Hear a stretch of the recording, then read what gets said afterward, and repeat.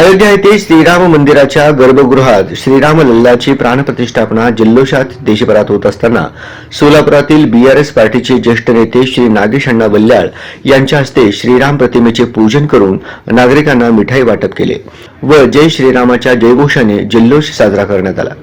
या कार्यक्रमात सर्वश्री उद्योजक जयंत होले पाटील, आनंद सिंगराल, संदीप वल्लाळ, श्रीधर चिट्ट्याल, व्यंकटेश मंजुळे, कुमार सिंगराल, श्रीनिवास चक्कन, नरेश बोल्लू, गणेश कोंतम, तिम्मप्पा गडगी, गौतम संगा, मनोज पिस्के, राजू येमुल, राजू सुंकनपल्ली, सो भारती पाटसकर, मैत्रे आदी मान्यवरांसह अनेक कार्यकर्ते उपस्थित होते।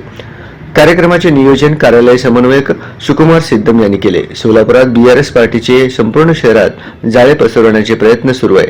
त्यासाठी समाजातील राजकारणी, सामाजिक व शैक्षणिक अनुभवी नेते विशेष प्रयत्न करीत आहेत।